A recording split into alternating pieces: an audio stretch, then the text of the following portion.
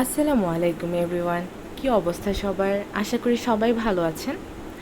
আজকে আবারও একটি কেকের ভিডিও নিয়ে চলে এলাম আপনাদের মাঝে। আমি এই কেকটা করেছিলাম হচ্ছে ভ্যানিলা কেকের মধ্যে মিনি কেক। এই কেকটা অর্ডার করেছিলাম একটা আপু। এই আপু আমার কাছ থেকে মাঝে মধ্যেই কেক নেন, তার নাকি আমার কেক অনেক বেশি পছন্দ। বাট এবারে কেকটা ছিল একটু স্পেশাল, কারণ এটা উনি তার আব্বুর জন্য নিচ্ছিলেন। আপু আমাকে বলেছিলেন যে উনি কখনো তার আব্বুর বার্থডে নিজের থেকে সেলিব্রেট করেননি, কিন্তু এবার উনি চাচ্ছেন যাতে ওনার আব্বুর বার্থডেটা উনি সেলিব্রেট করতে পারেন একটু সুন্দরভাবে, একটু স্পেশালভাবে। তাই আমাকে আপুটা এই আমার করা একটা কেকের ডিজাইন দিয়ে বলেছিলেন যে আপু এই কেকটা করে দিবেন মিনি কেকের মধ্যে, কিন্তু হচ্ছে যাতে অনেক সুন্দর হয়, যেহেতু আব্বুর জন্য স্পেশালভাবে করা। তো আর এই কেকের জন্য যে আমাকে রেফারেন্স পিকচারটা দেওয়া হয়েছিল আমার পেজেরই, বাট হচ্ছে আমি কনফিউজ ছিলাম যে আমি সেমভাবে করতে পারবো কি না, যেহেতু ওই কেকটা ছিল 1 পাউন্ডের মধ্যে আর এই কেকটা ছিল হচ্ছে মিনি কেক। তো আমি যখন 1 পাউন্ড বা একটু বড় কেকে কাজ করতে যাই, তখন আমি যে সারফেসটা পাচ্ছি সেই সেম সারফেসটা আমি মিনি কেকের ক্ষেত্রে পাচ্ছি না, আমি অনেক ছোট একটা সারফেস পাচ্ছি। তো আমি আপুকে তাও বলে দিয়েছিলাম যে আপু আমি একদম 100% সেম করে দিতে পারবো কিনা সেটা আমি আপনাকে গ্যারান্টি দিতে পারবো না, বাট আমি যেরকম আছে ওরকমই করার চেষ্টা করব। আর যেহেতু আপনি আপনার আব্বুর জন্য স্পেশালভাবে নিচ্ছেন, আমি আমার বেস্ট কিছু দেওয়ার ট্রাই করব। তো আপু আমার উপর ভরসা করে বললেন যে হ্যাঁ আপু যেভাবে ভালো হয় ওইভাবে করে দেন। তো আমি আমার ওই কেকের কালার অনুযায়ী কালারটা দিয়ে পুরো কেকটাকে কভার করে নিয়েছিলাম। এরপর যেভাবে সাইডের ডিজাইনটুকু ছিল আমি সেম ডিজাইনটাই করে নিয়েছি চামচের সাহায্যে। এই ডিজাইনটা একটু এলোমেলো, বাট দেখতে অনেক সুন্দর লাগে। আমার অনেক কেক আপনার এই ডিজাইনটা দেখে থাকবেন, আসলে আমার অনেক পছন্দ, তো এই জন্য মাঝে মধ্যেই অ্যাপ্লাই করা হয়।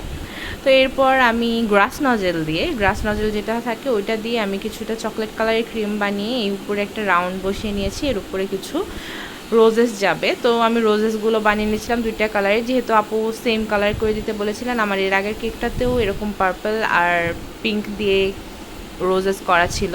তো আমি একটা একটা করে রোজ বানিয়ে নিচ্ছিলাম এবং বসিয়ে নিচ্ছিলাম। আর আপনারা তো জানেনই, এর আগের ভিডিওগুলো দেখে অবশ্যই বুঝেছেন যে আমি রোজ যখন বানাতে যাই, আমি যতই ক্যামেরার সামনে রোজ বানানোর চেষ্টা করি সেটা কখনোই হয় না। দেখা যায় আমি রোজ বানাতে বানাতে ক্যামেরার বাইরে চলে যাই। এই জন্য এবার আমি অ্যাটেম্পট নিইনি, আমি আমার মতো করে রোজ বানিয়ে জাস্ট ক্যামেরার সামনে বসিয়ে দিয়েছি।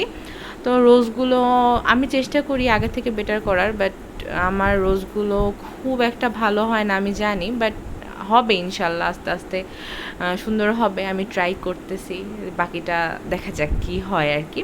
তো আমি যে কয়টা রোজ ছিল আমি রোজগুলো বসিয়ে নিলাম। বসিয়ে নেওয়ার পর দেখলাম যে না, আমার 1 পাউন্ড কেকে আমি যে কয়টা রোজ বসাতে পেরেছিলাম এখানে আমি সেমভাবে বসাতে পেরেছি। তো আমি এরপরে কিছুটা গ্রিন কালার দিয়ে লিফ দিয়ে নিচ্ছিলাম।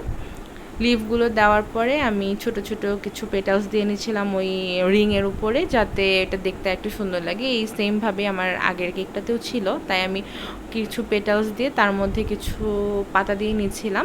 এরপরে কেকের উপরে উইশ নোট লিখতে বলা হয়েছিল, শুভ জন্মদিন আব্বু। আমি সেটাকে গানাশ দিয়ে লিখে নিয়েছিলাম সুন্দর করে বাংলায়। আর লেখা সম্পর্কেও আপনারা অবশ্যই জানেন যে আমি আসলে খুব সুন্দর করে লিখতে পারি না, তারপর আমি অনেক স্লোলি চেষ্টা করি যে যতটা সুন্দর আমার দ্বারা হয় আমি ততটা সুন্দর যেন লিখতে পারি।